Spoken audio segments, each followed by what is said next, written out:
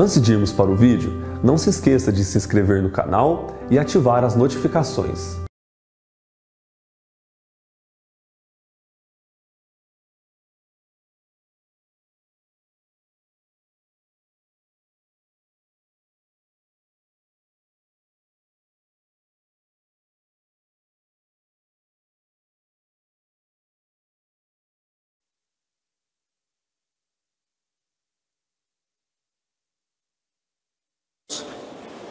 Quero saudá-los com a paz do Senhor Jesus nessa noite.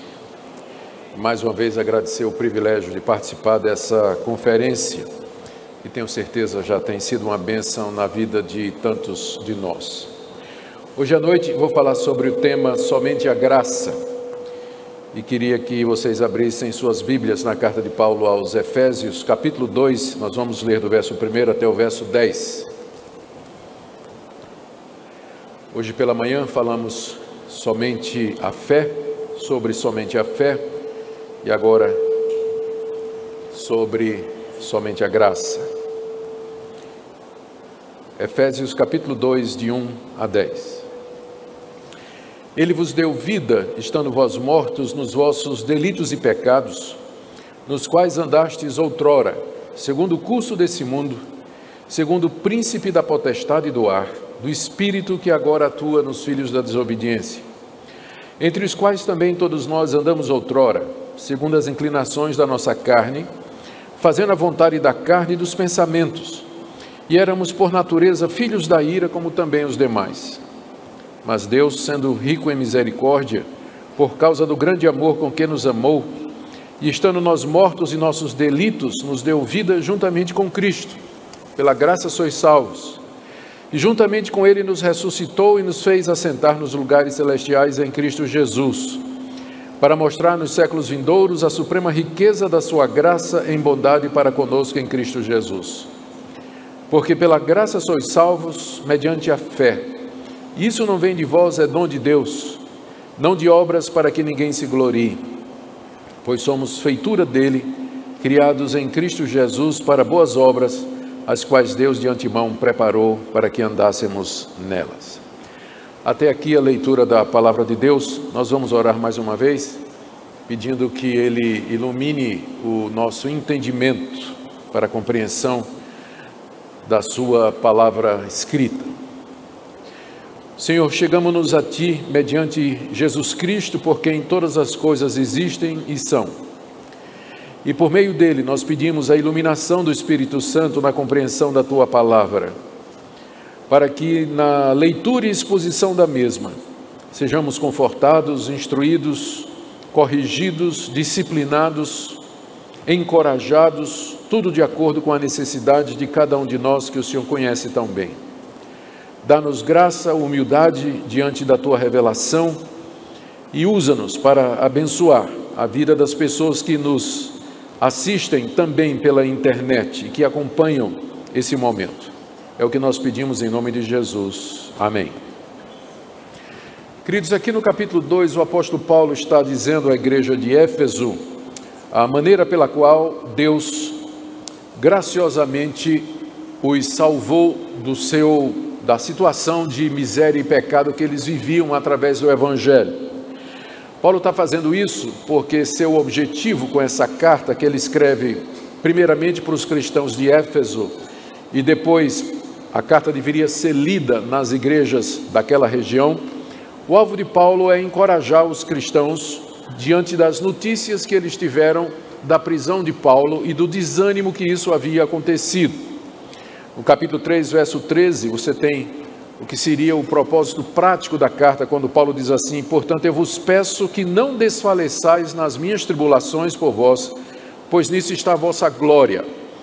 Os efésios, que eram filhos espirituais do apóstolo Paulo, haviam se convertido através da instrumentalidade dele, ao tomar conhecimento de que Paulo estava preso em Roma, tinham desanimado, estavam tentados a desanimar, diante desse questionamento, porque é que Deus havia permitido que o maior pregador da época ficasse retido em Roma, quando ainda havia tanto a ser feito em termos de pregação do Evangelho, igrejas a serem plantadas, edificadas, Qual era o propósito de Deus com tudo isso?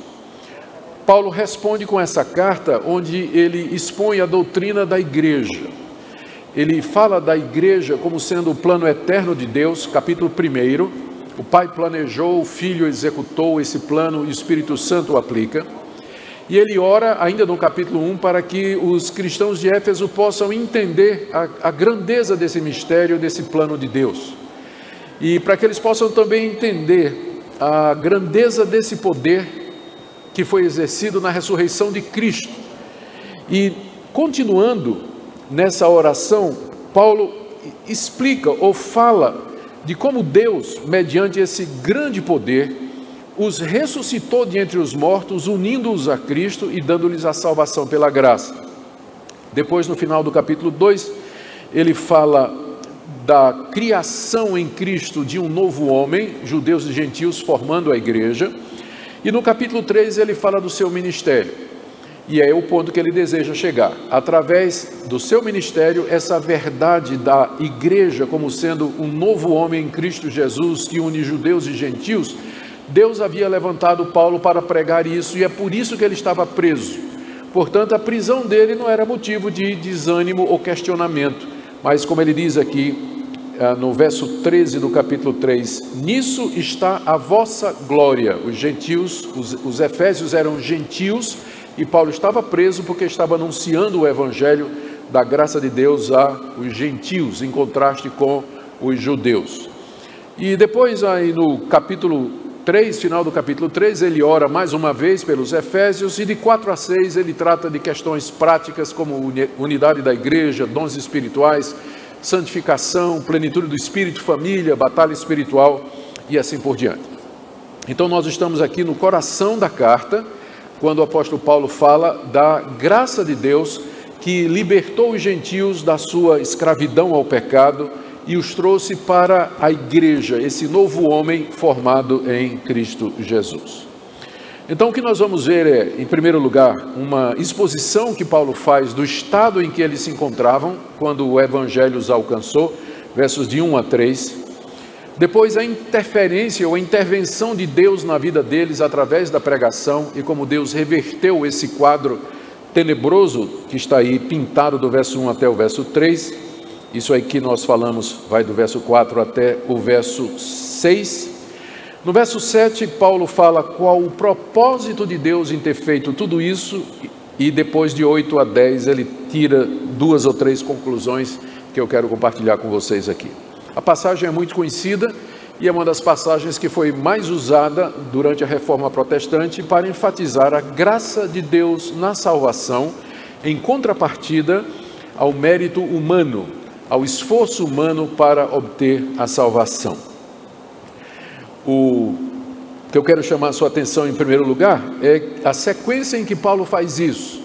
Antes de falar da graça de Deus, ele fala da situação moral e espiritual em que os efésios se encontravam quando o evangelho os alcançou, que é o conteúdo dos versos 1, 2 e 3.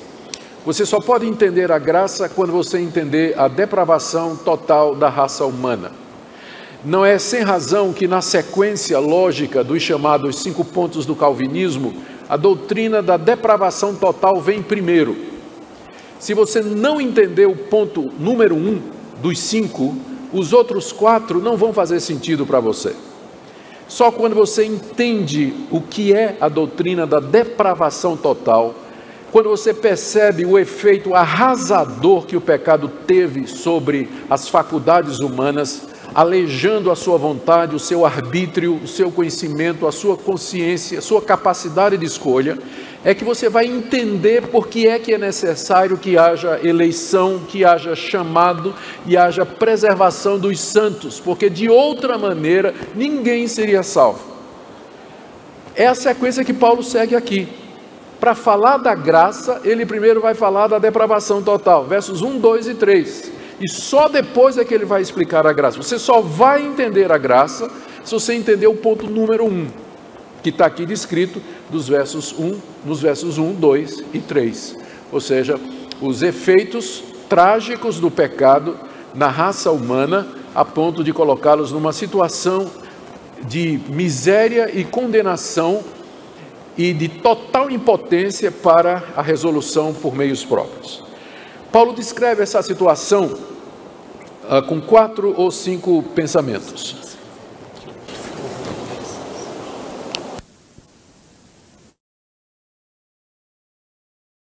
Paulo descreve essa situação com 4 ou 5 pontos que eu quero mostrar aqui. Ele começa no verso 1 dizendo que ele vos deu vida, estando vós mortos nos vossos delitos e pecados. Essa expressão, ele vos deu vida, não está no original. Ela aparece, na verdade, só no verso 5. Só que quando os nossos tradutores, eles fizeram a tradução, eles sentiram a necessidade de trazer o verso 5 para o início do verso 1, para poder fazer sentido para nós em português. Literalmente, o verso 23 dá lugar ao capítulo 2, verso 1, porque Paulo está orando para que os efésios entendam o poder de Deus, que se manifestou em Cristo, na ressurreição de Cristo, e quando vocês estavam mortos, estava em toda a descrição, ele vos deu vida, só que o vos deu vida só aparece no verso 5. Mas então os tradutores trouxeram para o verso 1, porque eles abriram um capítulo aqui e botaram um subtítulo. Então era necessário antecipar o pensamento de Paulo. Então, eu não estou dizendo que não está na Bíblia, estou dizendo que não está aqui nesse lugar na Bíblia, né? Os tradutores trouxeram do verso 5 para o verso 1, faz todo sentido. Ele vos deu vida, que é o que ele vai dizer no verso 5, estando vós mortos nos vossos delitos e ofensas. A vida que Paulo se refere aqui, não é a vida biológica, é claro, mas é a vida espiritual. Vocês receberam a vida eterna, vida espiritual, vocês se tornaram vivos com relação a Deus, quando vocês estavam mortos nas suas ofensas e pecados. Então, essa é a primeira declaração que Paulo faz sobre o estado em que eles estavam, quando o Evangelho os alcançou e através do Evangelho eles receberam vida espiritual e se tornaram vivos para Deus. Eles estavam mortos, é uma expressão absoluta. Um morto não sente, não pensa, não vê, não cheira, não se arrepende, não crê, não se converte. Morto é morto. Eu sou pastor há 38 anos, 37 anos, e já fiz muito enterro.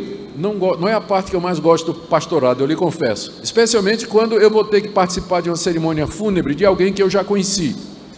E eu me lembro da pessoa, como ela era quando estava viva, os movimentos, o jeito de falar e tudo mais, e ver aquela pessoa deitada ali no caixão, com aqueles 2 algodãozinhos aqui no nariz, não é? Eu tenho vontade de arrancar para deixar a pessoa respirando, só que a pessoa não respira mais.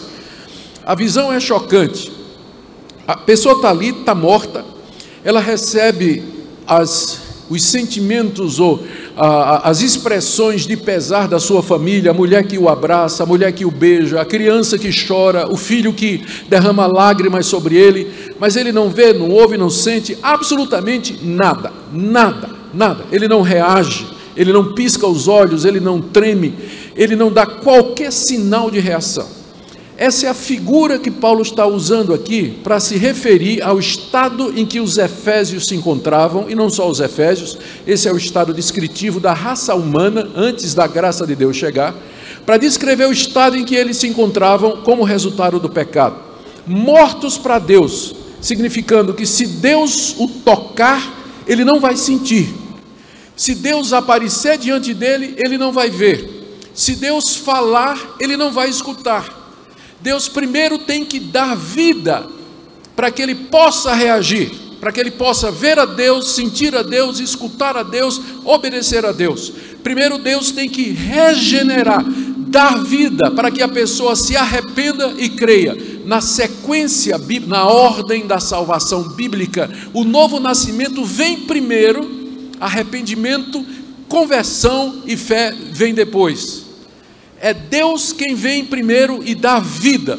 Ele não vivifica momentaneamente para que você tenha então uma oportunidade de decidir. Não, o que nós precisamos não é de band-aid, nós precisamos é de uma cirurgia, precisamos de ressurreição, é disso que nós estamos precisando, porque nós não estamos em coma, nós estamos mortos, então tem que ter ressurreição. Então é isso que Deus faz, e o estado em que nós nos encontramos é de total morte. Um morto não crê, um morto não escolhe, um morto não decide, um morto não se arrepende, um morto não vê o que ele está fazendo, ele não quer a Deus, não deseja a Deus e não ama a Deus. Esse é o estado em que nós nos encontrávamos, quando Deus nos deu vida. Ou seja, é pela graça. Se Deus não fizer isso, nós vamos continuar mortos, sem reagir absolutamente ao evangelho que nos é pregado. Segunda coisa, Paulo diz que essa morte aqui, ela é nos vossos delitos e pecados. São duas expressões para dizer a mesma coisa. Significa as nossas transgressões, nossas desobediências, quebra da lei de Deus, tudo aquilo que nós fazemos a vida toda. Nascemos nessa condição e passamos nossa vida toda fazendo isso. E o salário do pecado é a morte. É a morte. Então, a causa dessa morte espiritual é o pecado que afetou a nossa raça lá no Jardim do Éden, é o pecado original, e o pecado atual que nós cometemos por nossa própria vontade, decisão e querer. Isso nos torna mortos diante de Deus em nossos delitos e pecados. Segunda coisa que Paulo diz é que, além de mortos, nós éramos escravos em 3 situações. Verso 2: nos quais, delitos e pecados, andastes outrora. Eles agora não andam mais, porque eles foram salvos pela graça. Eles receberam vida em Jesus Cristo. Mas antes do evangelho chegar em Éfeso, aqueles moradores de Éfeso, aquelas pessoas, elas andavam nos seus delitos e ofensas. Paulo dá uma pequena descrição disso aqui, no verso 17 do capítulo 4, se você quiser ver comigo. Isso, portanto, digo, e no Senhor testifico, que não mais andeis como também andam os gentios, na vaidade dos seus próprios pensamentos, obscurecidos de entendimento, alheios à vida de Deus por causa da ignorância em que vivem, pela dureza do seu coração, os quais, tendo se tornado insensíveis, se entregaram à dissolução para com avidez cometerem toda sorte de impureza. Era assim que os efésios eram, era assim que os gentios eram, é assim que nós somos. Essa aqui é uma descrição das muitas que você tem no Novo Testamento sobre o estado espiritual e moral que o pecado nos reduziu, o pecado original e o nosso pecado atual. Essa situação. Eles estavam mortos nesses pecados, nos quais eles tinham andado outrora. E ele explica agora: segundo o curso desse mundo. A palavra mundo aqui, ela significa o sistema de valores da humanidade sem Deus. A maneira de viver dessas pessoas. Mundo aqui no sentido pejorativo. Essa palavra às vezes descreve o mundo como Deus criou, o mundo belo, a natureza, a criação, ou a humanidade. Deus amou o mundo, significa aí a humanidade. Mas aqui mundo significa o sistema de valores, a maneira de viver das pessoas sem Deus, do mundo sem Deus. Paulo diz que os efésios andavam segundo o mundo, ou seja, de acordo com a prática, costume, cultura, hábito, maneira de viver, maneira de vestir, maneira de se divertir, maneira de casar, maneira de fazer sexo, maneira de ganhar dinheiro do mundo, das pessoas sem Deus. Ou seja, é o comportamento de gado, não é? Essa aqui está uma descrição, longe de ser uma descrição de pessoas livres. Além de mortos para Deus, portanto completamente alheios à vida de Deus, eles viviam de acordo com esse mundo corrompido e com as práticas alheias à palavra de Deus, numa situação de inimizade contra Deus, seguindo o curso desse mundo. Eu acho sempre divertido quando eu prego o evangelho para alguém e a pessoa diz que não quer aceitar o evangelho porque gosta de ser livre. Não tem liberdade aqui. Você anda segundo o curso desse mundo, você anda segundo o mundo anda. Você vai se vestir exatamente como os seus heróis na televisão se vestem, você vai falar do jeitinho que os seus heróis na internet falam. A moda que você vai seguir vai ser ditada por outras pessoas, o cardápio vai ser ditado por outras pessoas, o seu entendimento sexual sobre você mesmo vai ser ensinado por outras pessoas. Então não são livres, São escravos do mundo. Escravos do mundo. Pior. Verso 2. Segundo o príncipe da potestade do ar, do espírito que agora atua nos filhos da desobediência. Veja a situação. Mortos em delitos e ofensas, andando segundo o mundo, escravos do mundo, e agora, de acordo com Paulo, andando segundo, ou de acordo, ou debaixo da influência daquilo que Paulo chama do príncipe da potestade do ar. Potestade do ar, os poderes aéreos, ou poderes invisíveis, são chamados de poderes aéreos, porque o ar é invisível. Está se referindo a Satanás.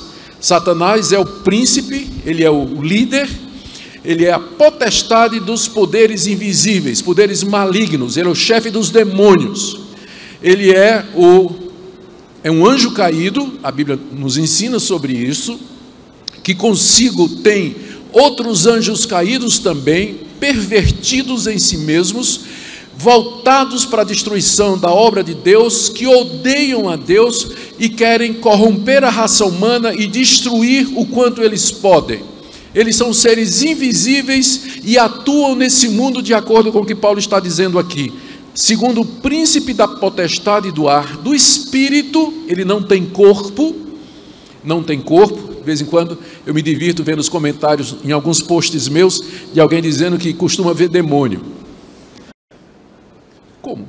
Toda vez, os demônios são espíritos, e toda vez que os espíritos se manifestaram, os anjos, eles assumiram forma humana, mas a gente vê demônio em forma de sapo, de cachorro, de canguru, na forma de um monte de coisa. Eu não sei como é que eles conseguem ver isso, mas ele é chamado do príncipe das potestades do ar, poderes aéreos, exatamente porque ele é espírito, no sentido de que ele não tem corpo. Esses seres, eles não têm corpo, mas eles são bem atuantes, e de acordo com o que Paulo está dizendo aqui, ele atua nos filhos da desobediência. A palavra atuar que aparece aqui é a mesma palavra que vai aparecer no verso 19, quando diz assim: qual a suprema grandeza do seu poder para com os que cremos, segundo a eficácia da força do seu poder.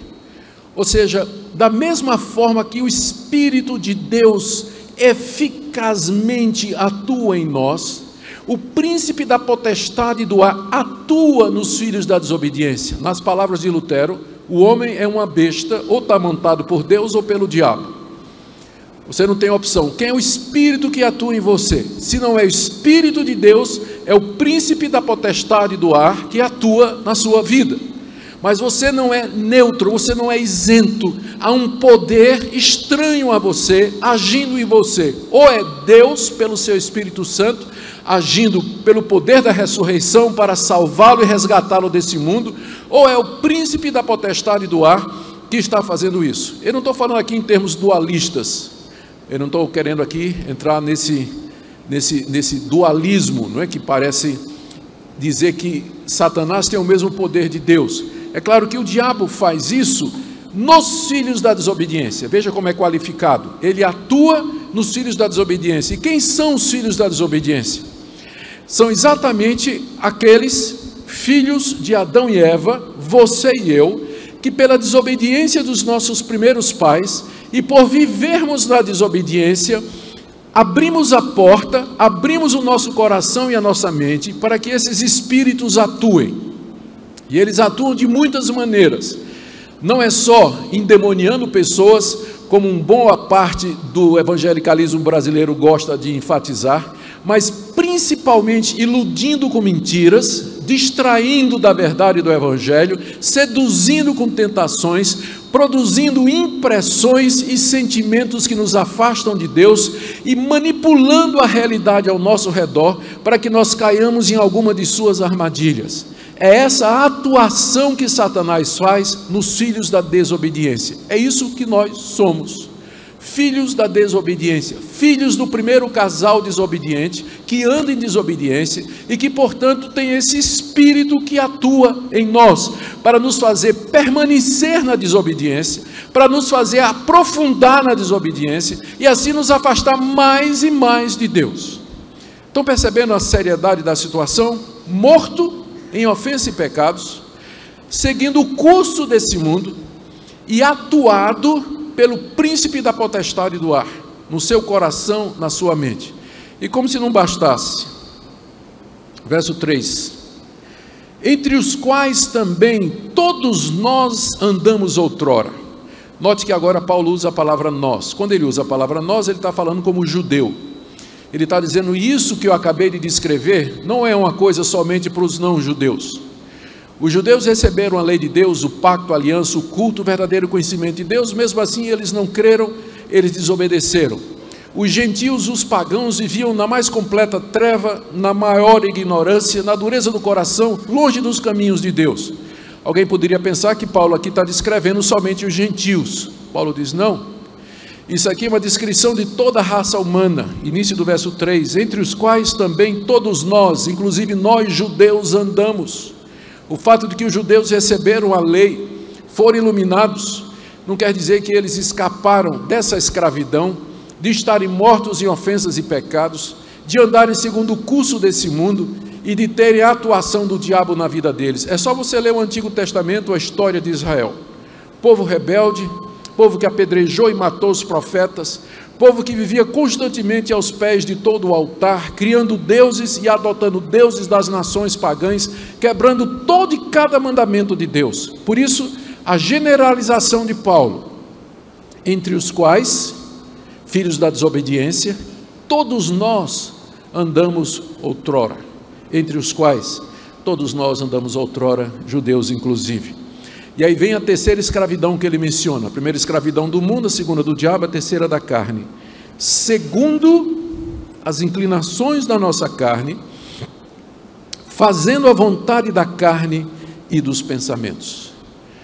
A carne aqui não se refere ao tecido que cobre o nosso esqueleto, mas se refere à natureza do nosso coração, a natureza corrompida do nosso coração, que procura sempre atender aos desejos da carne.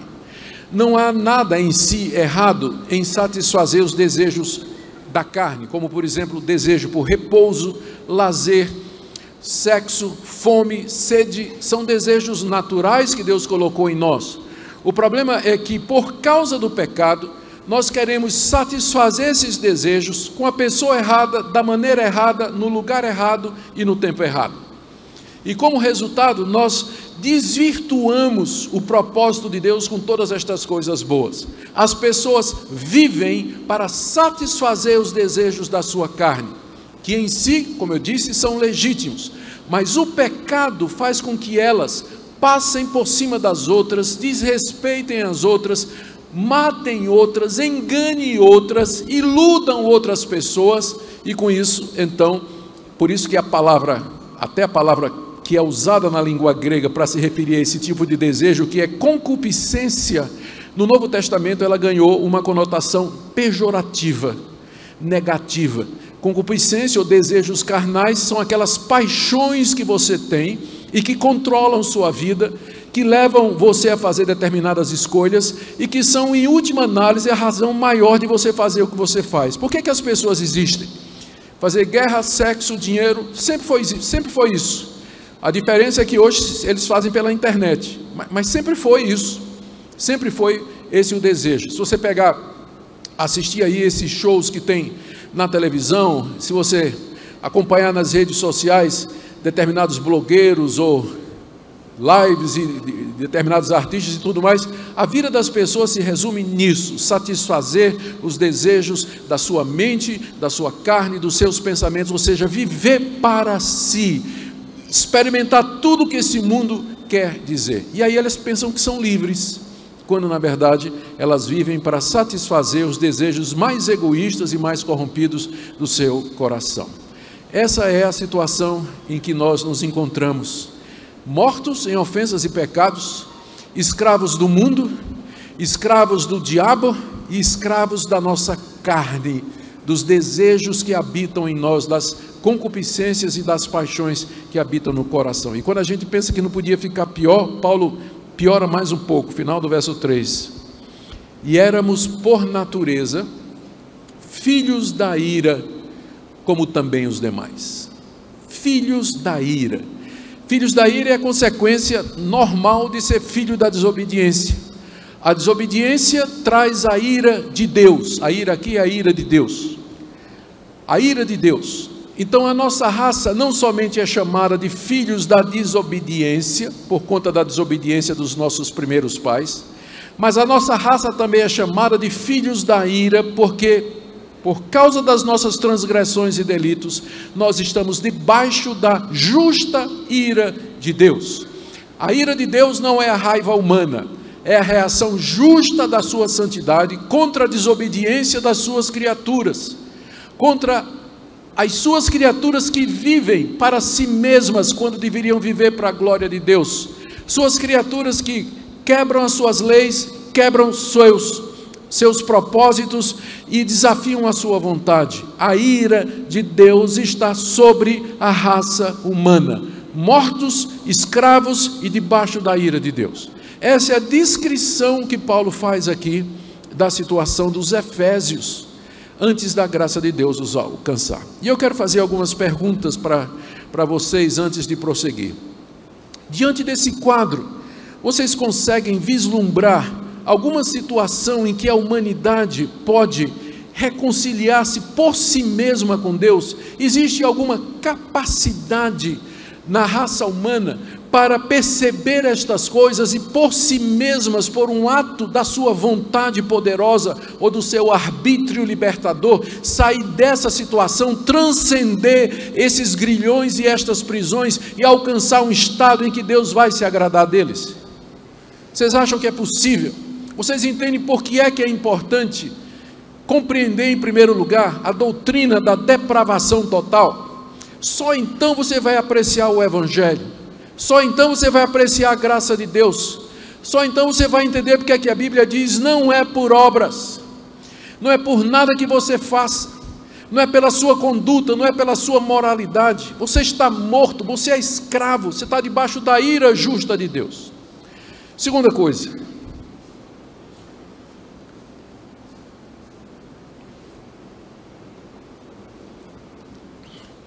Deus não tem a menor obrigação de resolver isso aqui, porque nós entramos nisso aqui por nós mesmos. Deus não tem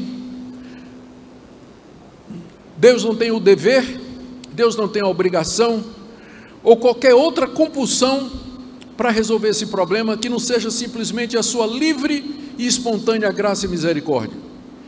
Deus não é obrigado a interferir nesse quadro. Se terminasse aqui no verso 3, a Bíblia terminasse aqui no verso 3, estava justo, porque é exatamente isso.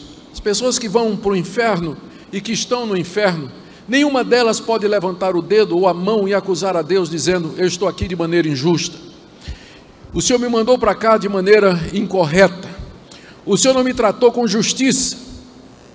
Todos os condenados que estão e estarão, eles irão reconhecer a justiça de Deus em condená-los pelos seus próprios pecados. As pessoas vão para o inferno, não porque Deus não as elegeu, elas vão para o inferno porque elas são isso aqui.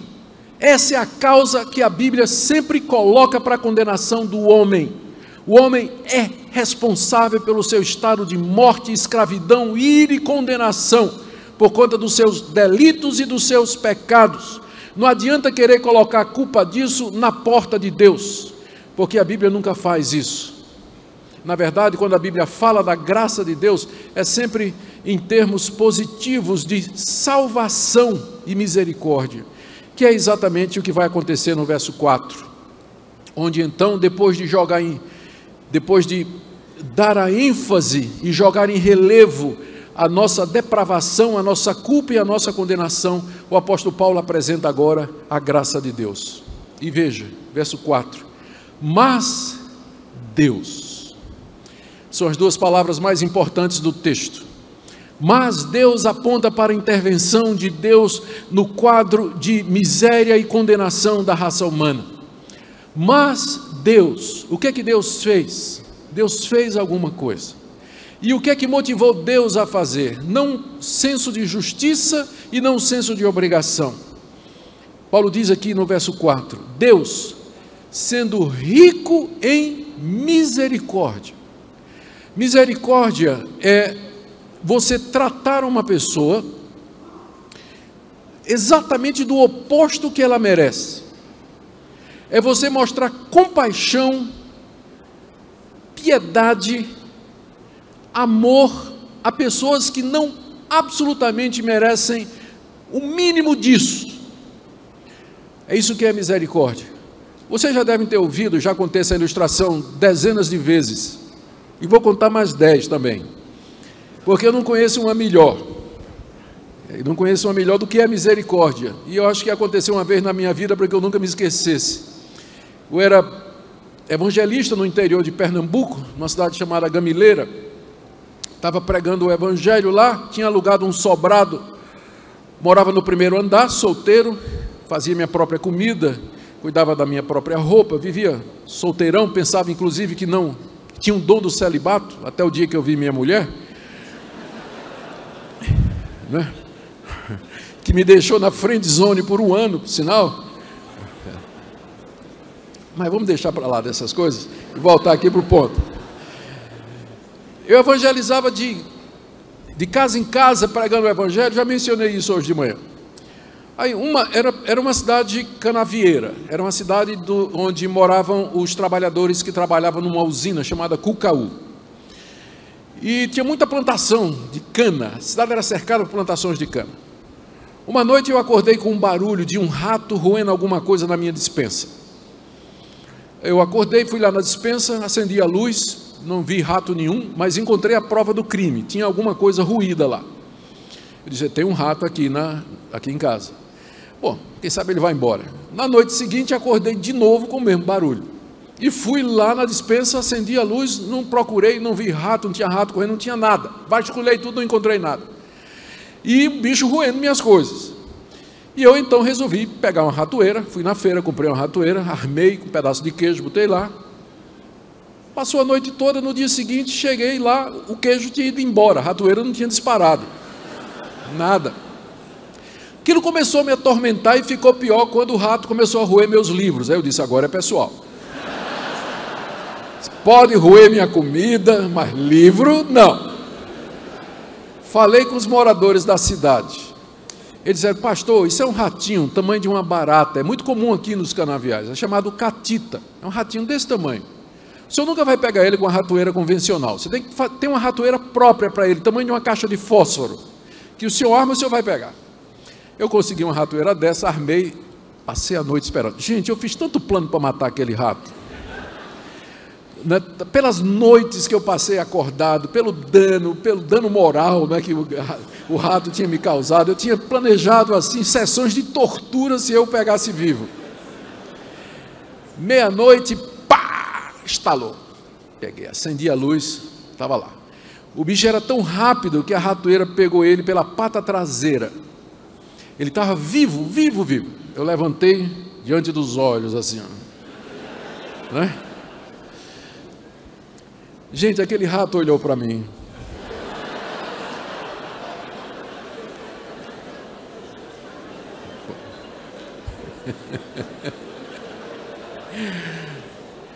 Eu não sei explicar o que é que houve, mas eu acho que era misericórdia. Eu simplesmente abri a ratoeira e deixei o ratinho ir embora. Ele não merecia. Ele merecia, ele foi apanhado em flagrante delito, era culpado, estava escravo, tudo aquilo aqui de Efésios 2, de 1 a 3. Mas a misericórdia prevaleceu. Eu creio que é exatamente isso que Paulo está dizendo aqui. Mas Deus, sendo rico em misericórdia, porque Ele tinha todos os argumentos e todos os direitos de nos destruir, nos condenar em sua santa ira, por conta de tudo isso que nós somos e fazemos. Mas Ele sendo rico em misericórdia, e Paulo acrescenta, por causa do grande amor com que nos amou. A Bíblia diz que Deus amou o mundo, mas Ele ama o seu povo com um grande amor, com um amor salvador que não é estendido a toda a raça. Ele ama toda a raça, todo ser humano que Ele criou. Ele tem carinho, Ele faz o sol se levantar sobre todos, a chuva vir sobre o terreiro de todos. Ele abençoa com bênçãos materiais, mesmo aqueles que não acreditam nele. Deus ama o mundo, mas Ele tem um grande amor, um amor salvador especial por aqueles que são seus. por causa do grande amor com que nos amou. Paulo não está falando do mundo, ele está dizendo nós que cremos nele, por conta do grande amor com que nos amou. E estando nós mortos em nossos delitos, Paulo aqui joga em relevo esse amor de Deus. Ele nos amou com grande amor, quando nós estávamos mortos nas nossas transgressões, desobedientes a Deus, desafiando a Deus. Ele quer mostrar o grande amor de Deus e a sua misericórdia. Esse amor nos é dado quando nós estávamos ainda mortos em nossos delitos. O que é que Deus fez? Aí vem, final do verso 5. Ele nos deu vida juntamente com Cristo.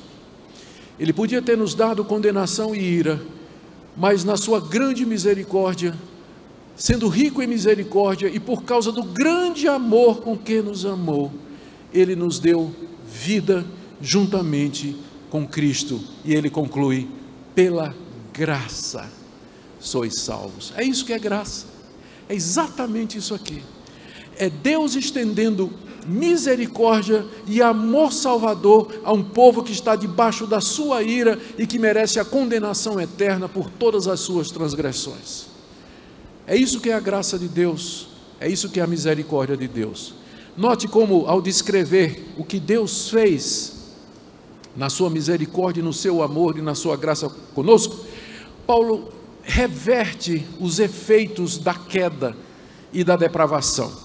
Nós estávamos mortos, que foi a primeira coisa da lista, do verso 1 até o verso 3. Nós estávamos mortos, mas Deus agora nos deu vida. E ele explica que essa vida é juntamente com Cristo, ou por causa de Cristo, ou em virtude da nossa união com Cristo. E Paulo vai explicar isso. Ele tinha explicado isso, na verdade, no capítulo 1, de que na morte e na ressurreição de Cristo, Deus nos uniu ao seu Filho, de forma que Ele é o nosso representante. A história de Cristo é a nossa, a morte dele é a nossa, a ressurreição dele é a nossa. Portanto, eu só posso receber vida porque Cristo ressuscitou por mim. Ele morreu por mim e Ele ressuscitou por mim. Deus me deu vida juntamente com Cristo. Cristo é a fonte, a origem da vida espiritual e da vida eterna que Deus graciosamente concede a seu povo. Nos deu vida juntamente com Cristo. Segundo, verso 6, juntamente com Ele nos ressuscitou. Quando Cristo ressuscitou dos mortos, triunfante no terceiro dia, Ele venceu o mundo, Ele venceu o diabo, e Ele venceu o pecado, e Ele venceu a morte.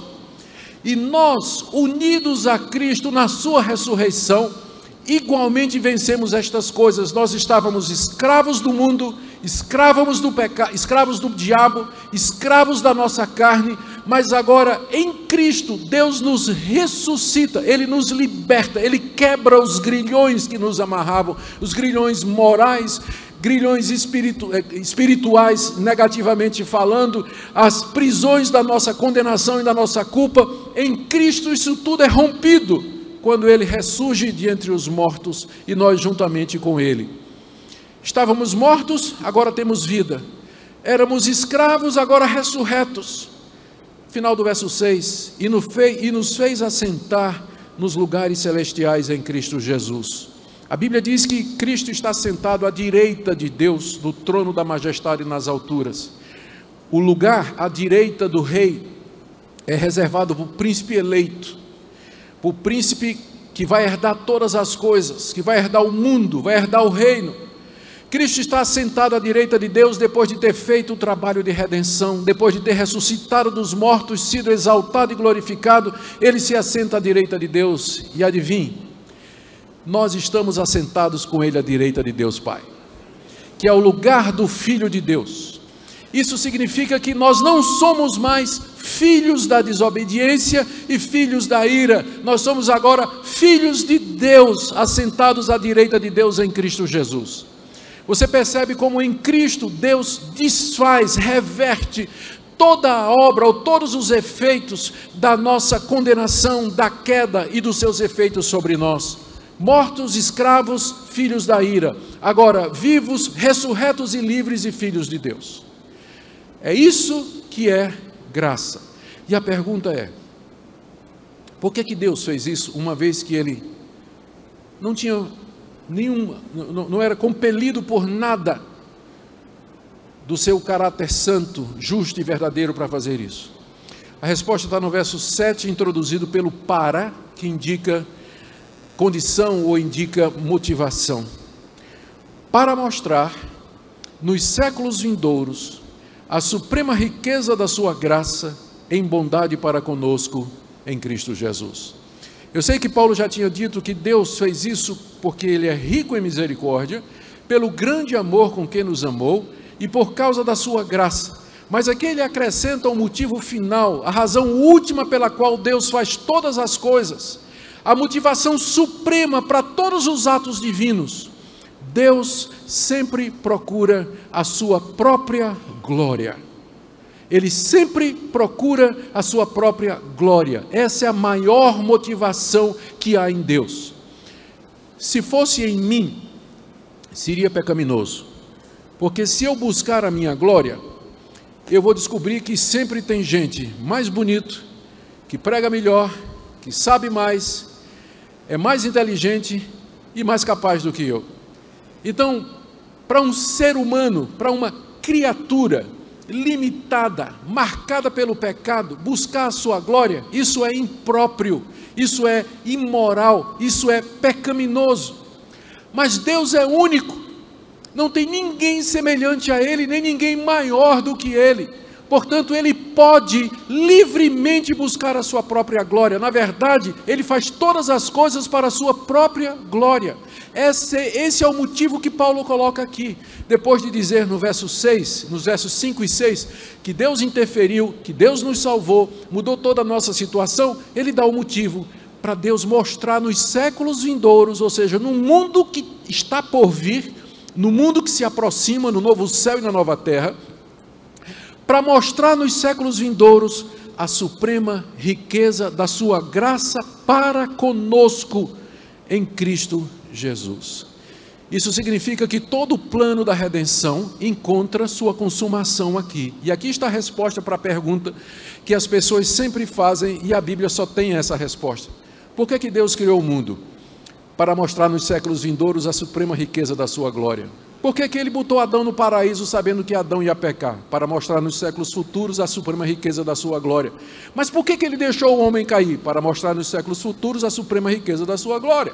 E por que Deus ele não podia ter parado o mal e impedido toda essa coisa? Por que Ele não fez isso? Para mostrar nos séculos futuros a suprema riqueza da sua glória. Porque o plano da salvação, para mostrar nos séculos futuros a suprema riqueza da sua graça, da sua glória para conosco em Cristo Jesus. Essa é a razão pela qual Deus criou o mundo. Ele colocou Adão sob teste, permitiu a queda do homem, permitiu a entrada do pecado no mundo, mandou seu Filho ao mundo, que foi crucificado e ressurreto, e pelo Espírito Santo, hoje pelo Evangelho, Ele chama um povo para o seu nome. Para quê? Para que no final toda a criação se curve diante dele e diga: que Deus gracioso, que Deus maravilhoso, que Deus sábio, que plano sábio, maravilhoso concebido por esse Deus, e todos o adorarão de eternidade a eternidade. Amém? Depois que vocês viraram reformados, pararam de dizer amém com mais força, né? Pode falar, meu irmão, para glorificar de pé mesmo, né? Como diz, né? Amém? Com a permissão do pastor Paulo, naturalmente, né?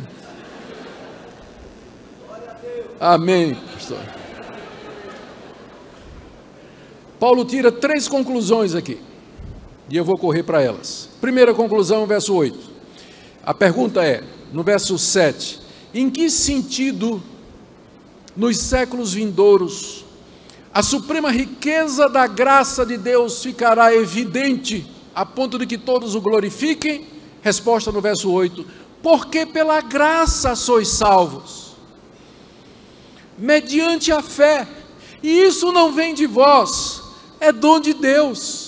É por isso que a graça dele vai ser exaltada e glorificada, porque é pela graça que vocês são salvos da condenação que vocês mereciam, e que está descrita nos versos 1, 2 e 3. E essa salvação, ela é dada gratuitamente pela fé, e isso, que inclui a fé, o isso aqui, no grego está no neutro, fé é feminino em grego, portanto, o isto aqui se refere à salvação que compreende, inclusive, a fé para recebê-la.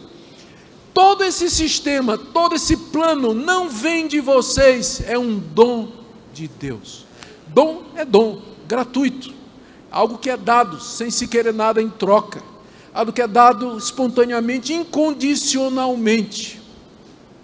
Isso não vem de vós, inclusive a fé não vem de vocês, é uma dádiva de Deus, é um dom de Deus por conta da sua misericórdia e do grande amor com que nos amou e resultado da sua graça. Essa é a primeira conclusão de Paulo, ou seja, que a salvação é pela graça, não é por obras, por mérito, pelas razões já expostas agora. Segunda conclusão, é a consequência da primeira, está no verso 9, não de obras, para que ninguém se glorie.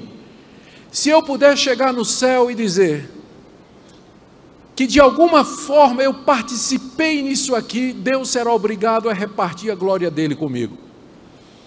Se eu chegar no céu e dizer assim, eu estou aqui porque eu escolhi, eu estou aqui porque eu tomei a decisão, você vai dizer isso, porque Deus não vai tomar essa decisão por você, você vai tomar essa decisão, não é?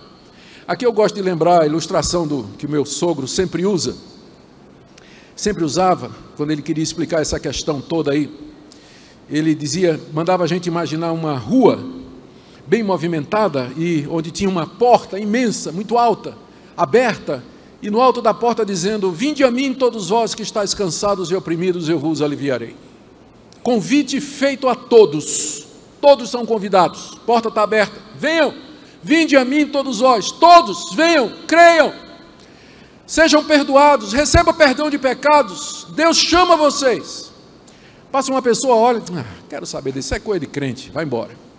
Outra pessoa para, bota a cabeça, olha assim, vai embora. Outra pessoa chega, se encosta lá, fica lá, um mês, dois, vai embora. Aí chega um e diz assim, vinde a mim todos vós que estão, isso é para mim.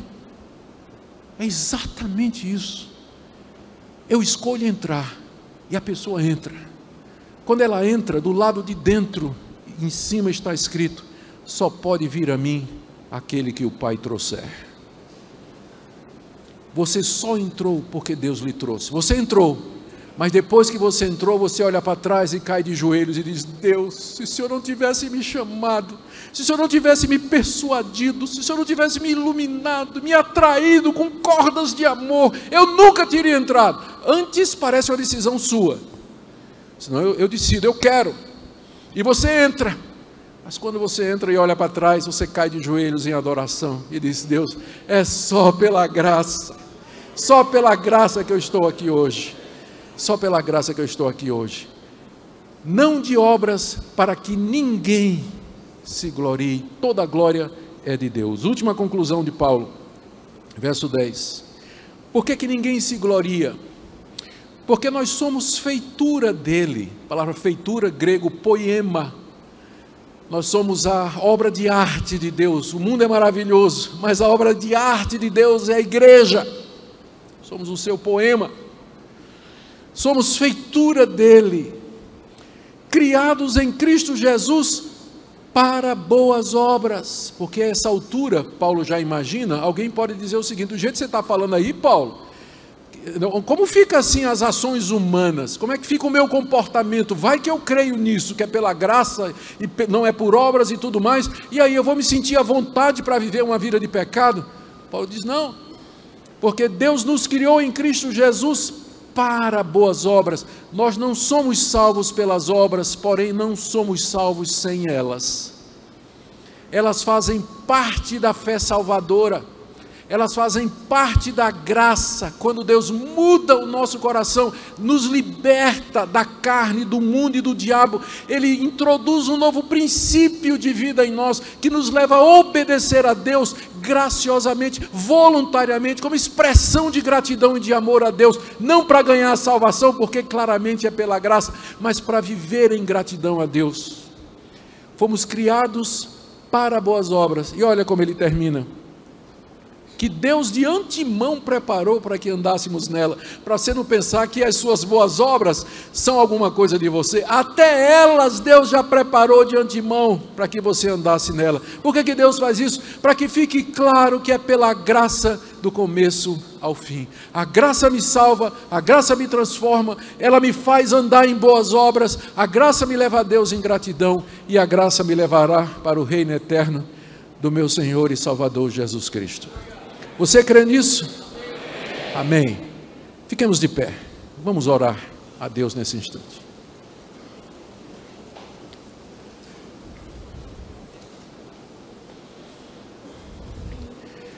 A Ti toda a glória, Senhor.